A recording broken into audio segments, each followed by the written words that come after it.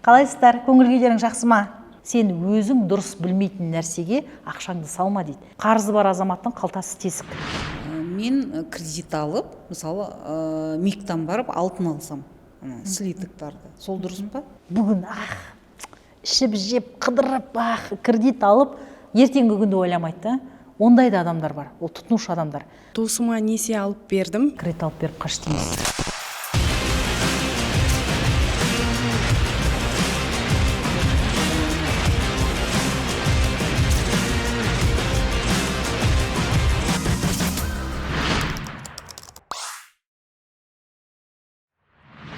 Қайырлы күн, құрметті көрермен, құрметті қатысушылар.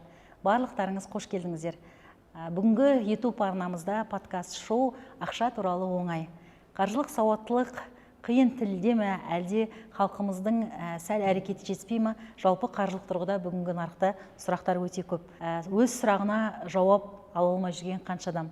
Осы орайда мен Әсел Жарасқалиқызы 20 жылдан астам қаржылық тәжірибесі бар азамат ретінде елімізге қаржылық сауаттылық аясында қаржылық сұрақтарға жауап беруге ниет еттім. Бұл қазақ тіліндегі арна, қазақ тілі контентті қолдап, өздеріңіз маған жазылып, қоңырау қойып, өздеріңіз лайктарыңызды басып кетсеңіздер, мен үшін қазақ елінің қолдауы деп білемін. Сондықтан бүгінгі таңда өз қаржылық тұрғыда сұрақтарыңыз болса, подкаст астына қойып кетсеңіздер болады. Және де подкаст астында ең көп лайк жинаған азаматқа менің Қарсыз қазақ атты 18 сабақтан тұратын курсымды тегін беретін болам. Сондықтан максималда қатысып тыңдаңыздар. Бүгінгі таңда сұрақ өте көп, бірақ жауап жоқ. Сондықтан біз Инстаграмдағы өзімнің Инстаграмдағы Әсеке ханым атты аккаунтымнан келген сұрақтарымды оқимын, және де залдағы сұрақтарға жауап беретін боламын. Қош келдіңіздер. Қалайсыздар? Көңіл күйлерің жақсы ма? Шаршап қойған жоқсыздар ма? Ұнап жатыр ма осындай формат сіздерге? Жақсы.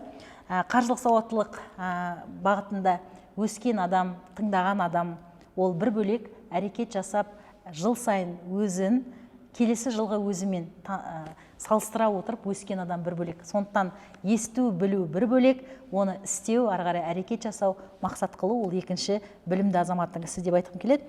Жалпы сұрақтар өте көп, негізінде мыңдаған күнде сұрақтар келіп жатады. Сол сұрақтардың ішіндегі мына топ сұрақтарды айтатын болсақ, ақша жинауды неден бастау керек деген сұрақ қойыпты Инстадағы менің подписчицам.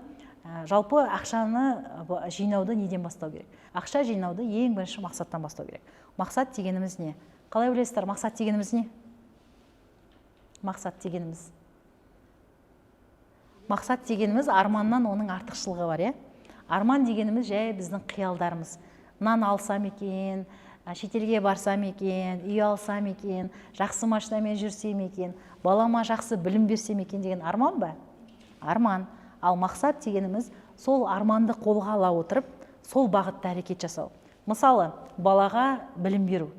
Балаға білім беру дегеніміз ол жаңағы бір күнде жасалынатын нәрсе емес. Қазақта айтқан ғой, 6 жастан бастап жинасаң асады, 7 жастан бастап жинасаң жетеді деп. Яғни балаға ақша жинауды 6-7 жастан бастауымыз қажет. Ол қалай жиналады? Мысалға, бүгінгі таңда мемлекеттік көптеген бағдарламалар бар.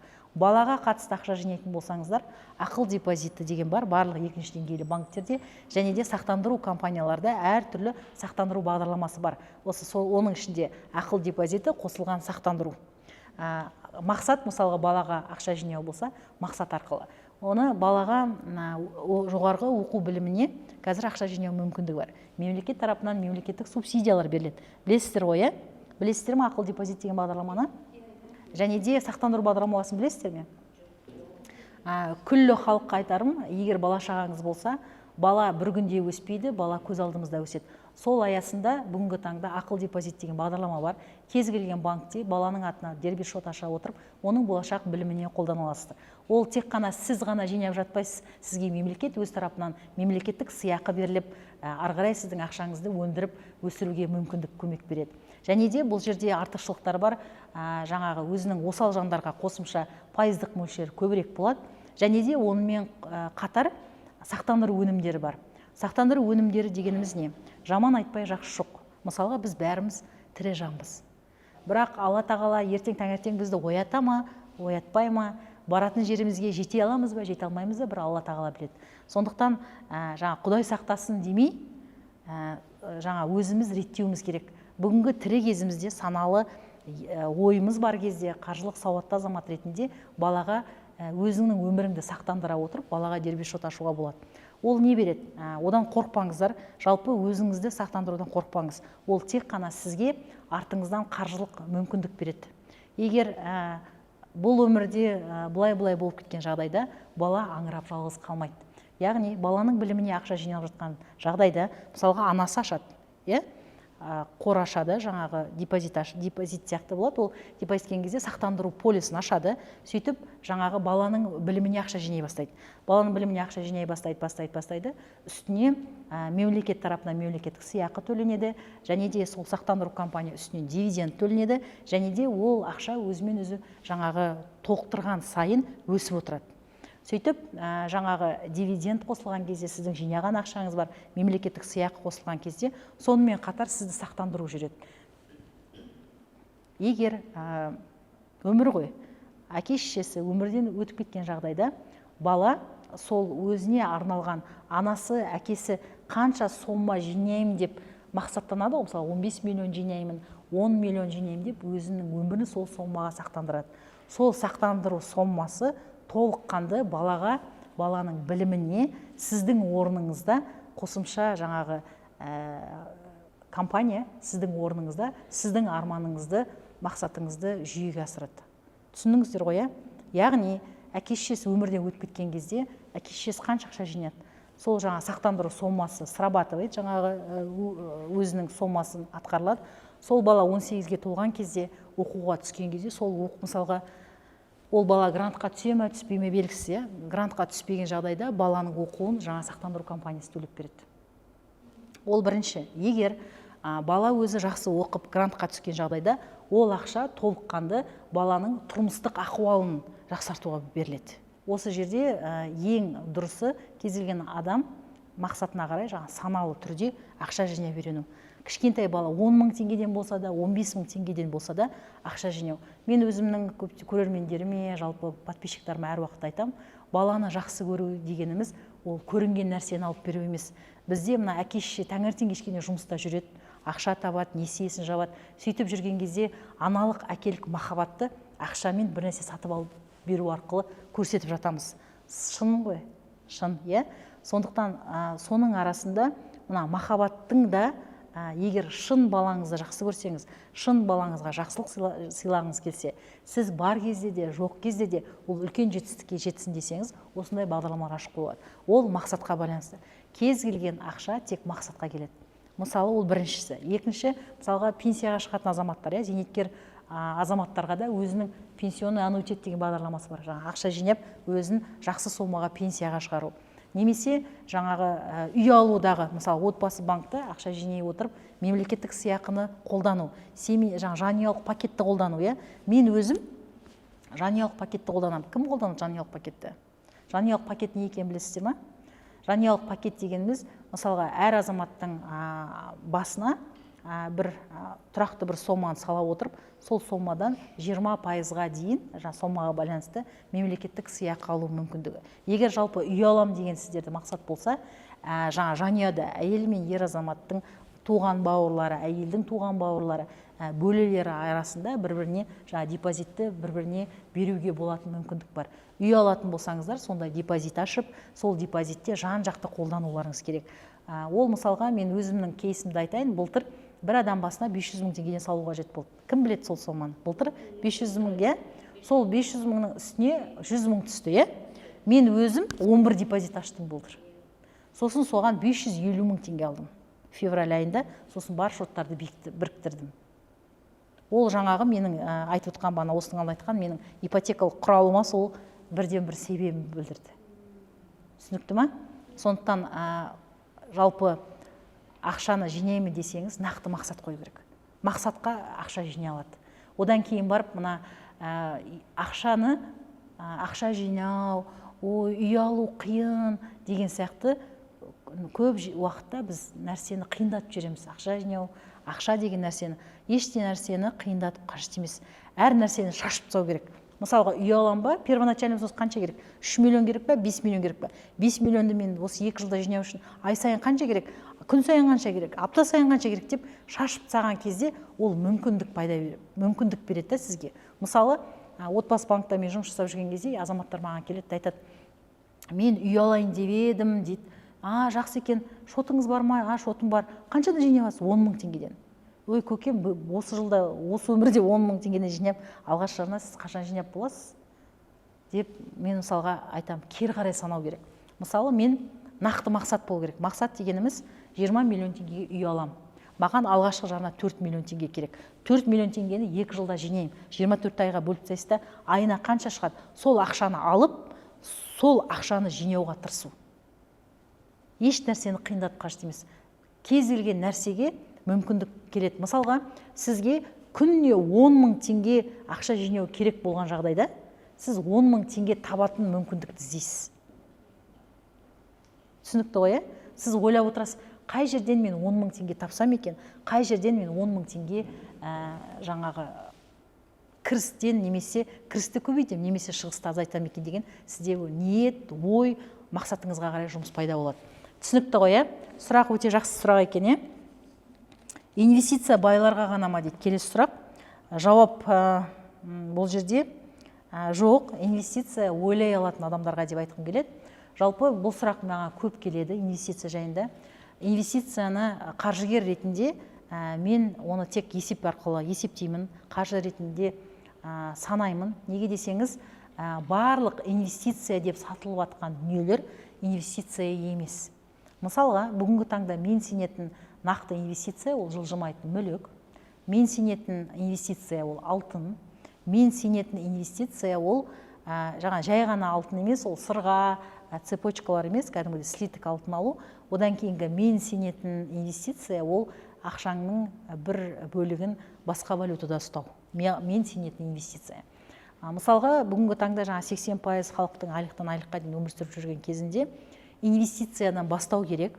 Бірақ егер басыңда көп пайызды қарыз болса, бірінші қарыз жабу керек. Содан кейін бар инвестиция қарыздан кейінгі саты. Сен қарыз болып жүріп инвестиция кіріп қажет емес. Неліктен? Инвестиция қандай да болмасын ақша шығарған кезде, ол $100 болсын, ол $1000 болсын, сол ақшамен қоштасуға дайын болып кірулеріңіз керек. Мына инвестиция дегеніміз, ол жаңағы аттар болады, жылқылар шабады ғой, жаңағы 10 километрға, 25 километрға. Бұл ұзақ мерзімге шабатын нәрсе. Түсінесіздер ма? Ол сіз қазір салып, бір айдан кейін шығып, бір айдан кейін кіріп жүрген кезде, сіз ол жерден табыс таппайсыз. Өз ақшаңызбен өзіңіз алысып кетесіз. Егер қосымша ақшаңыз болып, қандай да болмасын ақшаңыз бар болып, немесе мен көрейін десеңіз, онда $100 бастап көруге болады. Мысалға, мен өзім былай ойлаймын, және де көптеген мықты инвесторлар айтады, сен өзің дұрыс білмейтін нәрсеге ақшаңды салма дейді. Мен соны құптаймын, және де мен сол ұстанымды өзім ұстаймын. Өзім жатық білмейтін нәрсеге мен кірмеймін. Неліктен? Неге десеңіз, мысалға менің басымда кредит бар. Мен ол түсінбейтін нәрсеге ақша салғанша, одан да қарызымды жабайын, біріншіден. Екіншіден, түсінбейтін ақшаға салғанша, мен онда алтын алып қояйын. Одан кейін барып, мысалға көбі ойлайды, инвестиция салу үшін миллионер болу керек екен деп. Инвестиция салу үшін сізге 3000, 5000 теңгеден сіз акция алып үйренуіңізге болады. Бірақ инвестиция салған кезде мен байып кетем деп салмайсыз. Тұрақты жинап отырып салуға болады. Ұзақ мерзімде, бір жылдан кейін ол сізге плюсқа, жарты жылдан кейін плюсқа шығуы мүмкін. Минусқа кеткен кезде инфаркт болмауға дайын болу. Түсінікті ғой, сондықтан инвестиция ол жақсы, егер сен оны білсең. Біріншіден, мысалға, бірде-бір инвестицияға кірмеудің себебі мен үшін инвестиция дегеніміз ол уақытылы кіріп, уақытылы шығу. Яғни 100 теңгеден сатып ала отырып, ол 150-120 теңге көтерілген кезде шығып кету, жаңа үстіндегі 20-50% ұстау. Біз Қазақстан мен Америкалық, Европалықтың сағаттық уақыты келмейді. Біз ұйықтан тұрған кезде уже біршама нәрсе банкрот болып, біршама нәрсе байып кетуі мүмкін. Сондықтан уақыт тәуелділігіне қатысты, ақшаға қатысты, басыңызда қарыз болу болмауына қатысты сіз жаңа инвестиция салуға болады. Және де кез келген нәрсеге жаңа тез баюға асықпаңыздар деп айттым ғой. жаңағы тез байимын деп бір қандай да болмасын компанияларға салып жіберіп қажет емес. Егер нақты осы инвестициялық тұрғыда көремін, өзім зерттейін десеңіз, мысалға Халық банктың приложениесінде инвестиция деген бөлім бар. Соған кіріп жайлап инвесторлық сәл кішігірім оқулары бар. Соны өтіп, сол жерден инвестициялық жаңағы $100-ға 10 000 теңгеге инвестиция сатып алып көрсеңіздер болады. Ол жаңағы пайда көру емес, жаңағы зерттеп көру мақсатында. Түсінікті ғой, Ал егер бастарыңызда қарыз болса, ең бірінші қаржылық бостандыққа шығу, ол қарызсыз өмір сүру. Қарызы бар азаматтың қалтасы тесік. Кім жамау деген сөзді біледі? Жамау деген сөз не? Жамау дегеніміз тесік болып тұрған нәрсені бітеу, Сондықтан біздің қалтамыз тесік. Тесікті жамау дегеніміз несиемізден құтылу. Қалтамыз бүтін болған кезде қалтамызда ақша тұрақталып көбейе бастайды. Сондықтан сол тесік қалтаны жамау ең бірінші біздің мақсатымыз. Ол барлық пайыздық несиелерден құтылу. Сол. Сіздердің залдан сұрақтар? Кімде залдан сұрақ бар? Асел ханым, туысыма несие алып бердім, енді төлемей жүр. Не істейін? Кімді таңдайым, банкті немесе бауырды? Туыстарға қарыз беру дұрыс па? Енді сіз бауырды таңдап қойдыңыз несие алған кезде. Жалпы қаржыгер ретінде мен айтарым, бауырға да, басқаға да, жолдасыңа да, құдаңа да, құдашаңа да, балаңа да кредит алып беріп қажет емес. Ол бірінші.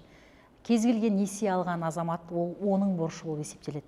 Мысалға, көбіне бауырға несие алып, одан кейін бауырмен ұрсып, керсіп, сөзге келісіп, бір-бірінің алдында беделі түсіп жатады. Жалпы, егер бауырға көмектескің келсе, қолыңдағы бар ақшаңды беріп көмектес.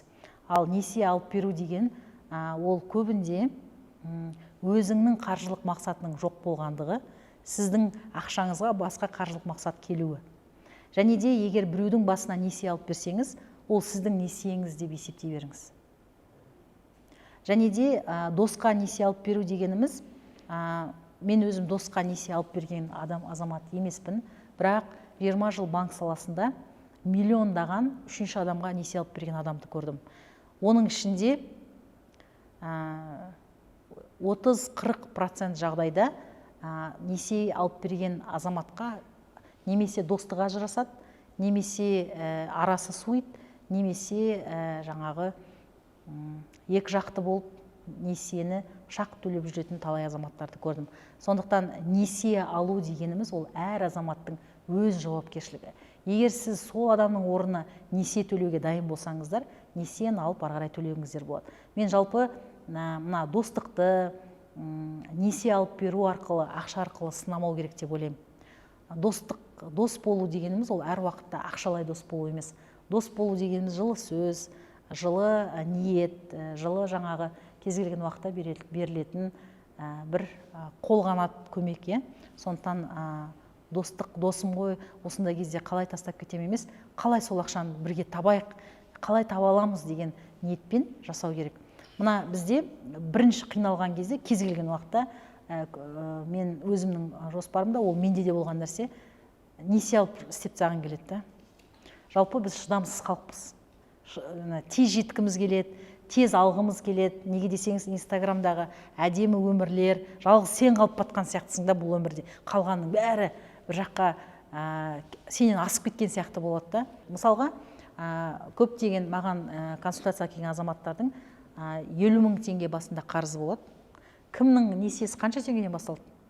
100 000 теңгеден, кімде қанша теңгеден басталды несиелері? Мысалға. Қандай займ? 30 000-нан. Мен 60 000 теңге алдым ең бірінші кредитін. Кімде қанша кредит болды? Қанша сомадан басылды? 80 000-нан осы. Бай болғансыз ғой. 80 000-ға несие. Мына совсем миллионға баса кетті. Мысалға қараңыз, біз жаңағы инвестиция сияқты ол жайлап көрдік та, дәмін таттық. Содан кейін бар біздің әдетімізде, жарайды төлеп тастаймын ғой, айлықтан төлеп тастаймын ғой, ертең отпуск алам төлеп тастаймын, мал сатам төлеп тастаймын, шөп сатам төлеп тастаймын. Одан кейін ол мен көрген клиенттардың 90%-ында алынған несие соңғы күніне дейін жүреді. Және де соңғы күні ойлап отырады, холодильниктің кредиті бітеді, ертең телевизорға алсам ба екен деп. Неге десеңіз, біз несие төлеп үйренгенбіз. Бізге солай оңай. Ақша жинау білмейміз. Сондықтан мына несие төлеу мәдениетін ақша жинау мәдениетіне айырбастауымыз керек. Біз қалған 50 мың теңгені, менде 50 мың теңге босайды, мен 50 мың теңге төлеп үйрендім ғой, сол 50 мың теңге мен балама салайын, 50 мың теңгені біліміме салайын, 50 мың теңгені тағы бір нәрселерге салайын демес, 50 мың теңгеге орнына міндетті түрде жаңағы 50 мың теңге бос тұрған сияқты болып тұрады да. Сол бізде ақшаны жұмыс жасатуымыз ақшаға қарыз алу ғой. Керісінше біз ақша бізге емес, біз ақшаға жұмыс жасап жатамыз. Солай ғой. Сондықтан негізгі мақсат несиені азайту. Қалтаң тесік па, инвестицияға жоламау қажет. Әсел ханым, инвестиция алып, кредит алып инвестиция жасау дұрыс па негізі? Инвестиция дегеніміз не? Енді мысалы, қараңыз, мен кредит алып, мысалы, миктан барып алтын алсам, слиток барды. Сол дұрыс па? Жалпы бірінші инвестиция дегеніміз не? Инвестиция дегеніміз бұл жерде алтын болған жағдайда сіз санайсыз, тағы да сан. Бірінші алтын қанша теңге тұрады бүгін? Пайызым қанша теңге тұрады? Кредиттік. Мен алтын алған кезде, алтынның бағасы өскен кезде, пайызым оның сомасын ақтай ма, ақтамай ма деген сұраққа жауап алу керек. Мына рассрочкаға беріп жатыр ғой, жаңағы тағы да тұтынушылық қасиет көрдіңіздер ма? Әйтеуір бір төлеп тастаймын ғой, менде зат болып қалады ғой деп елдер алтын солай алып жатады. Көп уақытта несиеге алған жағдайда ол қате шешім деп ойлаймын. Ал егер ол жаңағы скидкамен бір жақсы алтын болып рассрочкаға алынған жағдайда мүмкін болады. Бірақ көп уақытта рассрочканың үстіне 21%-ға дейін үстемақы қосылады. Сондықтан ақша жинап наличка алсаңыз, әр уақытта арзанырақ аласыз. Ол бір. Және де бұл жерде инвестиция ретінде мен үйді қарастырып кетер едім. Үй инвестиция ма? Ипотекаға аламыз ба? Ипотекаға алу тиімді ме? Тиімді жолдары бар, бірақ ипотека әр уақытта тиімді емес.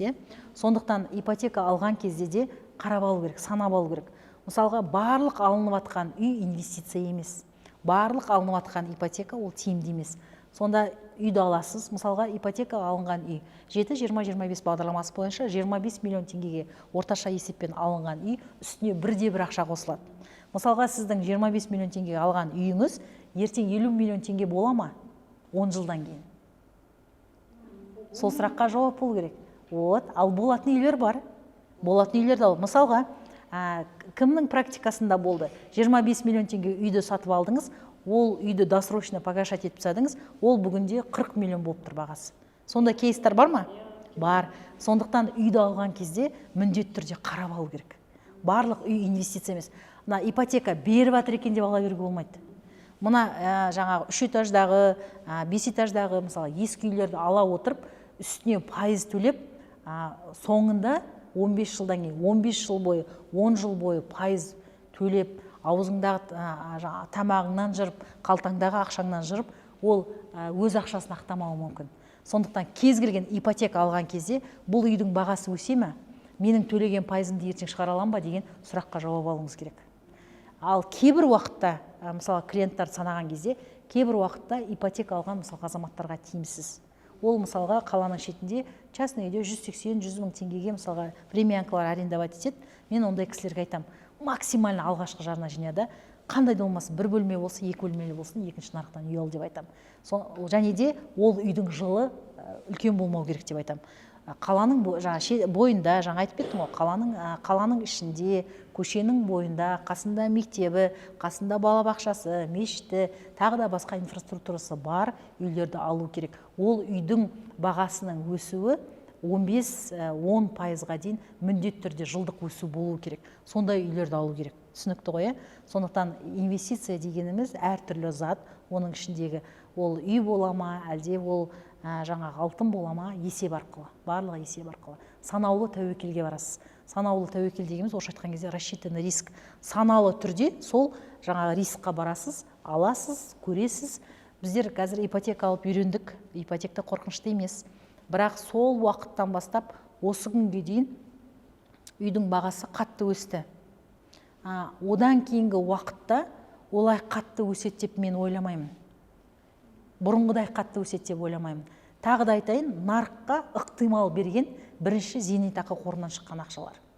Кім білет, осыған дейін Астана қаласынан 9-10 миллион теңгеге бір бөлмелі пәтерлер алуға болатын. Одан кейін 15 миллион болды.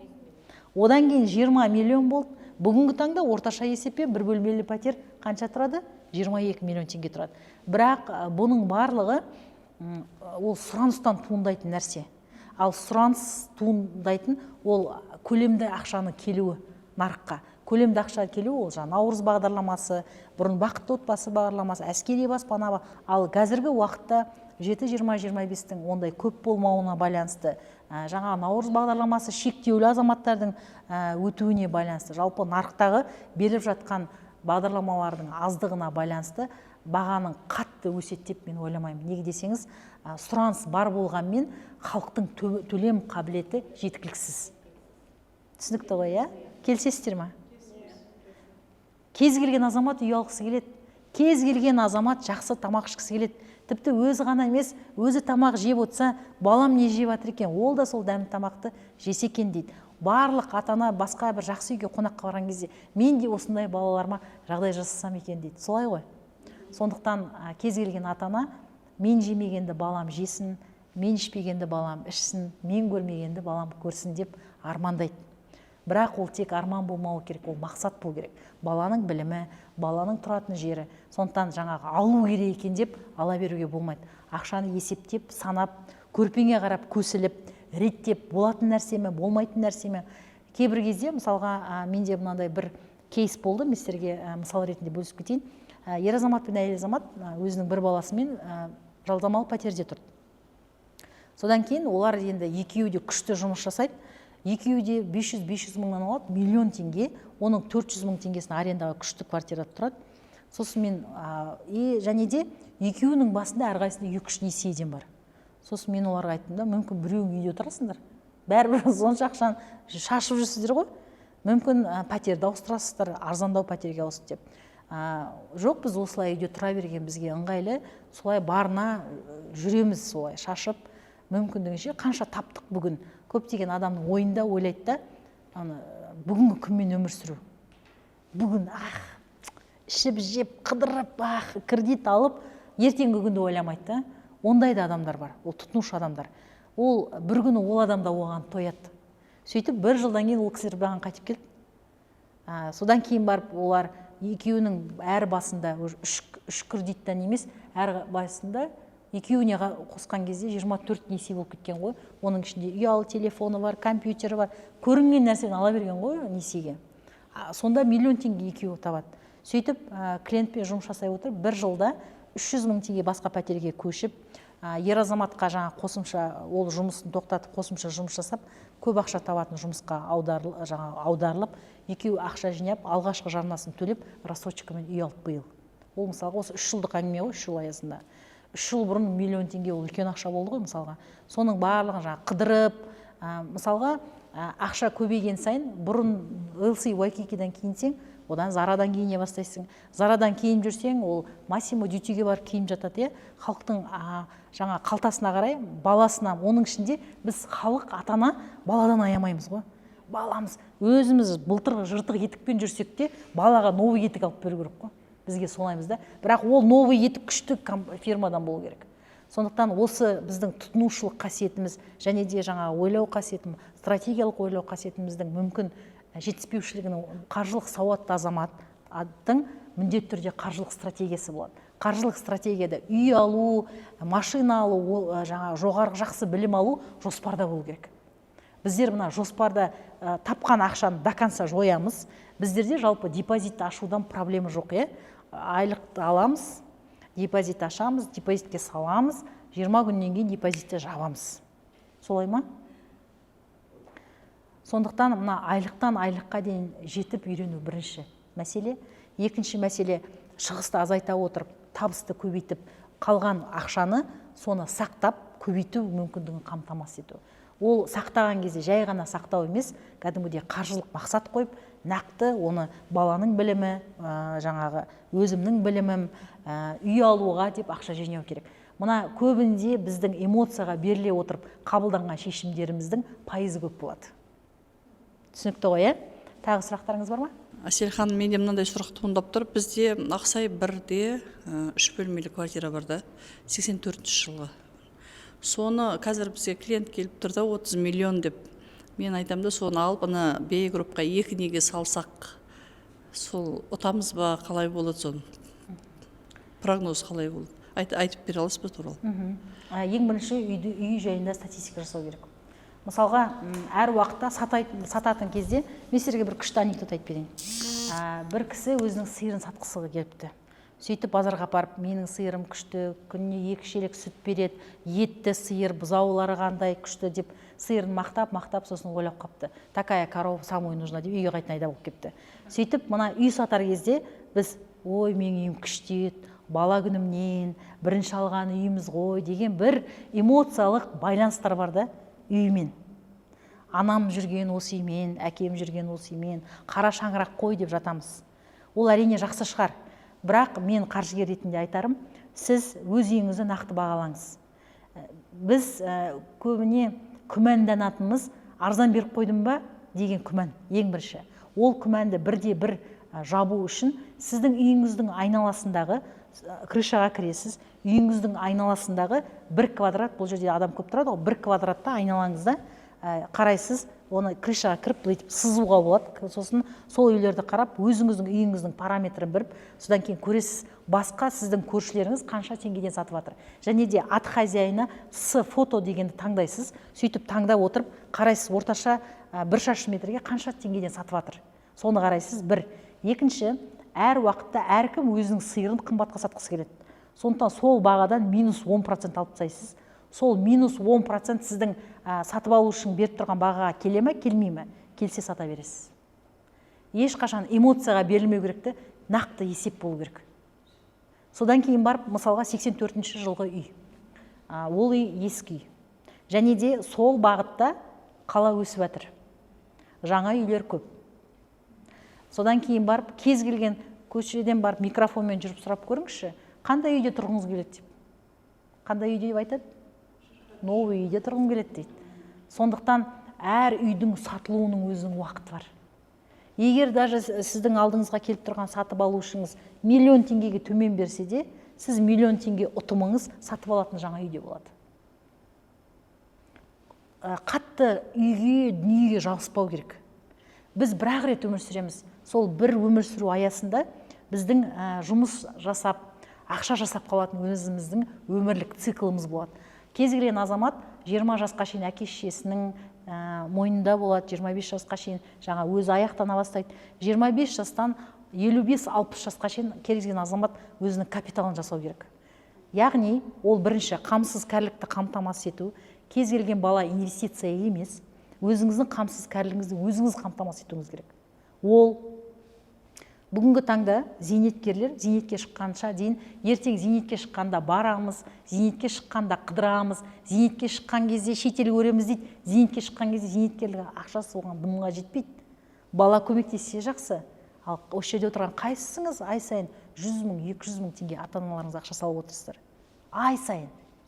Ай сайын. Ай сайын. Мен де ай сайын. Бірге тұрсаңыз да, кімнің үйінде тұрасыз? Сол кісінің үйінде тұрасыздар ма? Квартплату платите? Экстра квартплату. Сондықтан мына біздер балаға салған үмітті өз әке-шешемізге беріп жатырмыз ба, жоқ па деген сұраққа жауап ала отырып, қамсыз кәрілікті кез келген саналы түрде жауапкершілікпен кез келген азамат өзі қамтамасыз ету керек. Ол мысалға былай айтып жатады, қалай мен ол ақшаны жинаймын, и так те ақшам жетпейді дейді. Жетеді ол ақша, егер сіз мақсатты дұрыс қоя алсаңыз. Бүгінгі алған шүберектен ертеңгі алатын қамсыз өміріңіз, зейнетке шыққан кезде ауылыңызға барып келуіңіздің өзі бір үлкен жұмыс болады.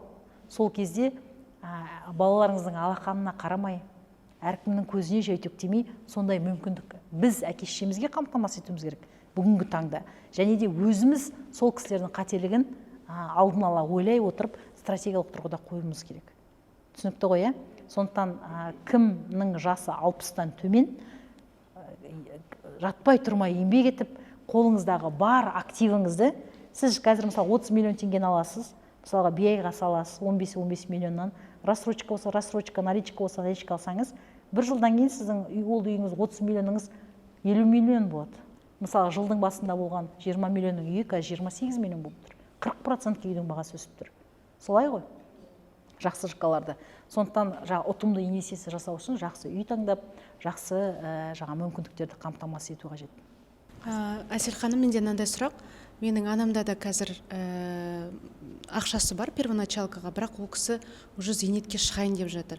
Ол кісілерге біз банктерге барып қараған кезде несие алуға, ол кісіге бірақ одобрение 5-ақ жыл сондай аз уақыт берді. Соған орай сұрақ, зейнетке шығатын адамдарға қалай жасаған дұрыс негізі? Несиені кім төлейді? Өзі төлейді. Өзі төлейді, иә? Бүгінгі таңда жұмыс жасайды, өзі? Иә.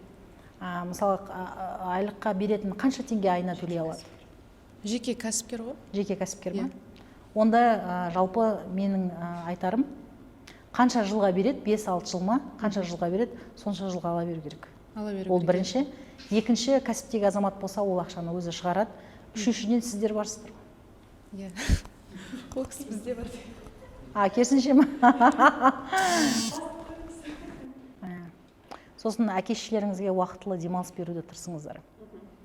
Мына менің анам осыдан 2 жыл бұрын рактан қайтыс болды.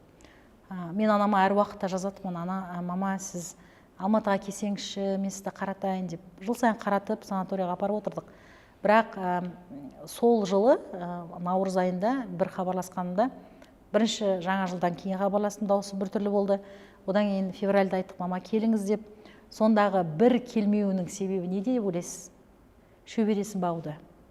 Осы шөберем қыстан шықсын, жер аяғы кеңісін деп жүрген кезде, жер аяғы кеңіген кезде тура біз оны жерге бердік. Сондықтан мына әке-шешелерге біздің бар болғанымыз әрине жақсы. Олар бізге қарап ынталанып, мысалға менің әкем 75-те. Таңертең кешке тынбай еңбек етеді. Оның ең біріншісі өзінің шөберелерін аяқтандыру мақсаты. Сондықтан оларда мақсат бар, олар тырысып еңбек ету керек. Бірақ олардың өмірін ұзартатын тек қана, ұзарту мүмкіндігін қамтамасыз ететін тек қана біз. Сондықтан уақытылы қаратып, әр уақытта әрине әке-шешең көмектескені жақсы. Бірақ олардың да қамсыз кәрілігін қамтамасыз ету, әке-шешеге қамсыз кәрілікті қамтамасыз ету, ол баланың да міндеті деп ойлаймын. Алып беріңдер, одан кем болмайсыңдар. Точно солардың берген үйлерінде тұрып атқан шығарсыздар. Сосын мына үлкен кісілер, солай ма? Дәл айттым ау, шамасы. Күлдіңіз ғой.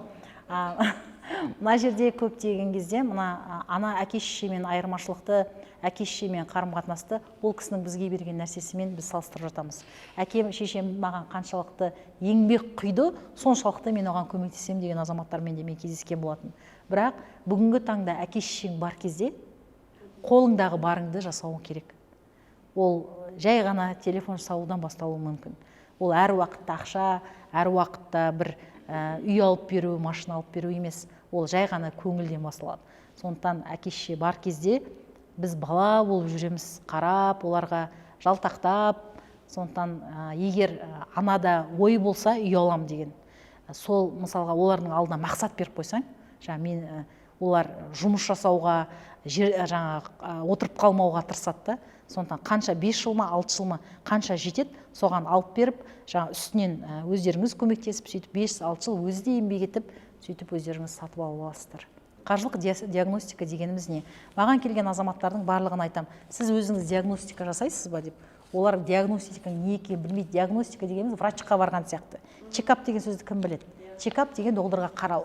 Доғдырға барған кезде сіз менің алдыма келген сияқты барлық менің ән жерім ауырады, қисайып жатыр, бүйткенде сөйткенде де барлық ауруларыңызды айтасыздар. Сол сияқты барлық проблемаларыңызды қағазға түсіресіз. Ең әділ және де ең жақын дос ол қағаз. Қағазға барлық қарыздарыңызды салып, қарыздарыңыздың қымбатын көріп, арзанын көріп, қанша итаго переплаталарыңызды көріп, содан кейін барып қарыздарыңызды жабу. Одан кейінгі барып негізгі жалпы қаржылық чекаптың негізгі мақсаты сіздің биылғы 31 желтоқсан 2025 жылға қарағанда 31 желтоқсан 2026 жылы активіңіздің көбірек болуы. Яғни актив дегеніміз не? Актив дегеніміз ол бухгалтерияда жалғыз қолданатын термин емес. Актив дегеніміз ол бүгінгі таңдағы сіздің барлық жылжымайтын мүліктеріңіз. Үйімнің қанша екенін білмейді екенмін деген азаматтар болған. Крышаға кіресіз, шамамен үйіңіздің қанша екенін қарайсыз. Сол үйіңізде қанша қарыз қалған қарайсыз. Сөйтіп қанша активтарыңыз бар, қанша қарыздарыңыз бар, қанша қосымша беретін қарыздарыңыз бар. Соның барлығын есептеп тең болады. Мысалға, барлық сіздің жылжымайтын мүлігіңіз 100 миллион теңге тұрады. Одан кейін сіздің бүгінгі қарызыңыз 50 миллион теңге тұрады. Тағы біреуге беретін қарызыңыз 10 миллион теңге тұрады.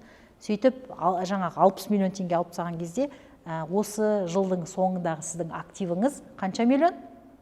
40 миллион, иә? Тура осылай жыл сайын, содан кейін 40 миллион қалды ғой. Енді ол 40 миллион өзімен-өзі тұрмау керек. Сіз өзіңіз мақсат қоясыз. Келесі жылы менің активім жоқ дегенде 50 миллион болу керек. Сөйтіп, сіздің барлық активіңіз, барлық қарыздарыңыз ала отырып, сіздің келесі жылы 50 миллион теңге қалу керек. Сонда сіз тек қана жұмыс жасап отырып қана қоймай, активіңізді өсіру мүмкіндігін қамтамасыз ету. Түсінікті ғой, сонда сіз жыл сайын былтырға қарағанда байыдыңыз ба, сол арқылы көре аласыз. Бізде былтырға қарағанда бай екенімізді біз киімімізге қарап, мен шетелге барып келдім деп жатамыз. Жоқ, ол математикалық тұрғыда баю дегеніміз былтырға қарағанда активіңнің өсуі. Сол байлық болып есептеледі. Және де келесі жылға баюдағы ақшаны міндетті түрде қою керек. 20% ба, 10% ол ақшалы түрде болу керек. Сонда сіздің қаржылық мақсатыңыз бір жылдың ішінде 10 миллион теңге табу, таза пайда табу, барлық шығыстарыңызды алып тастаған кезде. Түсінікті ғой, шығыстарымызды міндетті түрде жазамыз. Айлық шығысты жазбай, санамай, кірген кірісіңізде береке болмайды. Және де барлық инвестиция емес, инвестицияның түрлерін білу керек. Және де кез келген үйді алған кезде бұл үй өзінің пайыздық мөлшердегі ақшасын ақтай ма, ертең бұл үйді сатқан кезде мен осы ақшаға сата аламын ба деген сұраққа міндетті түрде жауап алуларыңыз қажет. Және де ақша ол тек қана реттікті ғана емес, ол өзінің өсіруін, сақтауын қамтамасыз еткенін қалайды. Сондықтан қолыңыздағы ақшаның пайда ретінде, айлық ретінде тек қана табу емес, оның қалдығы ретінде ай сайын алып қалуыңызды қамтамасыз ету. Егер бүгінгі таңда айлықтан айлыққа дейін өмір сүріп жатсаңыз, сол айлықтың ішінде басқа қарызға кірмеу мүмкіндігін қамтамасыз ету. Егер бүгінгі таңда қарыздарыңыз болса, сол қарыздарыңызды азайта отырып, кірістеріңізді көбейте отырып, ортасында қалған қалдықты сақтау мүмкіндігін қамтамасыз ету. Негізгі ақшаны жинау дегеніміз ол ертең бүрсігін болатын нәрсе емес, немесе жаңа жылдан бастап точно байым, енді ақша жинайтын болдым емес. Ол күнделікті, жалпы қаржылық сауаттылық дегеніміз күнделікті ақшаға қатысты қабылданған шешімдеріміз. Ол сіздің 1000 теңгеңіз бүгінгі автобуспен жүрмей таксиге барған, 1500 теңгеңіз кофе ішкен, соның барлығы қаржылық сауаттылық аясына мақсатқа жұмыс жасаудағы сізге керек шығын бет, әлде керек емес шығын бет деген сұрақтарға жауап береді. Яғни сіз ақша жинау дегеніміз миллион теңге жинағыңыз келсе, 100 теңгеден, 500 теңгеден, 1000 теңгеден бастағаныңыз абзал. Және де мына 1000 теңге ақша жинап, 10 000 теңге ақша жинап үйренген кезде ең бірінші нәрсе ол сіздің ақша жинау әдетін қалыптастыру. Мысалға айтады, менде қалмайды ештеңе, айлықтан қалмайды. Соны қалдырып үйрету. Хотя бы 10 000 теңге, 5000 теңге қалдырып үйрету. Апта сайын, ай сайын сөйтіп ақша жинау мүмкіндігін, яғни ақша жинау тәртібін өзіне қамтамасыз ету. Жалпы қаржылық сауаттылықтағы ең бірінші нәрсе ол тұрақтылық, тәртіпті түрде іс-әрекет жасау. Тұрақтылық. 1000 теңге жинасаң да тұрақты жина, 5000 теңге жинасаң да тұрақтылық жина. Бірден миллион теңге жинап емес, 5000, 10 000 теңгеден ақша жинау мүмкіндігін қамтамасыз ету. Және де мақсатты қайда жинаймыз? Мақсатқа міндетті түрде жинаймыз. Мақсатты болыңыздар, ақшаны санау біліңіздер, және де бір ақшаны бір ақшаға қосу біліңіздер, және де ақшаны жинауды неден бастаймын деген азаматтарға бірінші $100 сатып алып қойыңыз, $200 сатып алып қойыңыз. Неғұрлым ақшаға доступты қиындатсаңыз, соғұрлым ол ақша сақталады. Ол доллармен басқа бір жерде жату.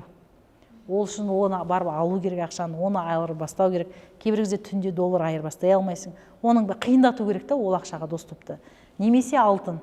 Мысалға доллар жинай алмаймын десеңіз, мысалға 5 граммнан бастап алтын алу мүмкіндігі бар. 5 грамм бүгінгі таңда 300 мың теңге тұрады. 300 мың теңгеге де жинап келіп, сол 300 мың теңгеге бар бір алтын алып тастау.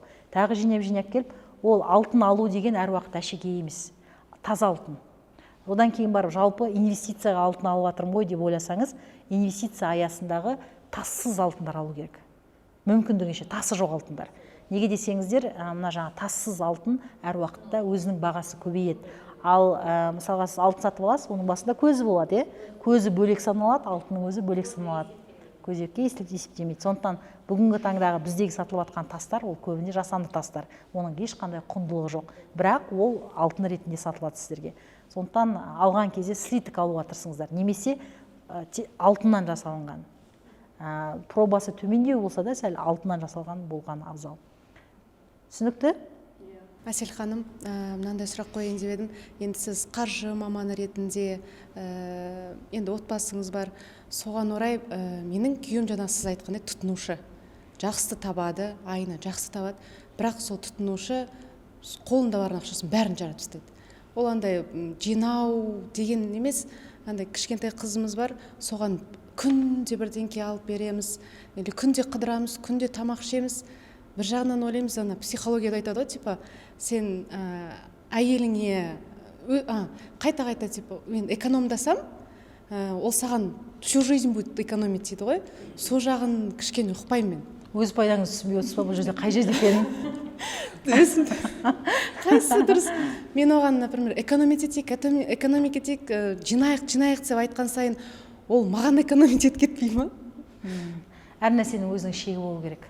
Мен жалпы біреуге бір нәрсені сатып алып беру, ол тек қана махаббат қана емес қой, ол сыйластық, ол жаңағы бірге өмір сүру мәдениетінің, жаңағы өмір сүру сапасының өсуі. Жалпы мен сізге мынандай екі жауап берер едім. Бірінші жауап, ақшаны экономить етейік деген кезде ол бір ғана үнемдеу, ол жеткіліксіз. Не үшін экономдайық деген сұраққа жауап алу керек. Ер азаматтардың бірде-бір мәселесі ол машина. Екінші мәселесі шетелге шығу. Үшінші мәселесі үй жаңарту. Сондықтан жаңағы сіз қандай үлкен мақсат қоясыз, соған байланысты болады деп ойлаймын. Жалпы кез келген әйел азаматқа да ер азаматқа ең бірінші нәрсе ақша жай жинау емес, ақша нақты бір нәрсеге. Ол түсінбейді, неге жинап жүрген. Және де ол бүгінгі таңда түсінбейді, не үшін жинау керек екенін. Сондықтан неге және не үшін деген сұраққа жауап алуыңыз керек. Ол мына даладан тамақ ішу, киім алу, жаңағы тұтынушылық қасиетте болудың өзінің уақыты бар. Қанша жаста қазір? 40-та. 40-тан кейін жайлап бастайды. Қызымызға үй алайық деңіз. Қызымыздың болашағына университетіне ақша жинайық деңіз. Сондай дүниелер, оның құндылығына сәйкес нәрселер. Көбіне мысалы ер азамат пен әйел азаматтың құндылықтары әртүрлі болып жатады. Әйел айтады, бүйтейік, үй алайық дейді. Ол айтады, жоқ, мен солай верхний каменкада өз үйімде тұра берсем екен, немесе Борондайдағы сол үй маған күшті деп сол үйға жабысып тұрады да.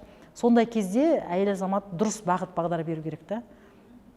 Және де мысалға көбіне ойлаймын, әйел азаматтар үйіп төгіп ер азамат беріп жатқан кезде қорқады да, ертең мен мынау керек емес деген кезде ол ертең бермей қала ма деп. Жоқ, оның бағытын өзгеру керек. Құрметті қатысушылар, құрметті YouTube көрермендері, барлықтарыңыз қатысқандарыңызға рахмет деп айтамын. Менің негізгі мақсатым сіздердің қаржылық сауаттылықтарыңызды арттыра отырып, келесі жылы биылға қарағанда активтарыңыз көп, саналы сапалы ғұмыр кешу мүмкіндігін қамтамасыз ету, бір-ақ рет өмір сүргеннен кейін сол бір жылдық ғұмырымызда біздің әр уақыт жан-жақты жақсы болуымыз ол міндет, және де өсуіміз міндет. Сондықтан осы өсудегі негізгі мақсат қаржылық тұрғыдағы сіздің биік болуыңыз, жаңа мүмкіндіктерге жетуіңіз. Сондықтан менің хабарыма жақын болыңыздар, YouTube каналына тіркеліп кетіңіздер. Ақша туралы оңай немесе ақша жайында оңай әңгімелерді біз осындай подкасттарда түсіретін боламыз.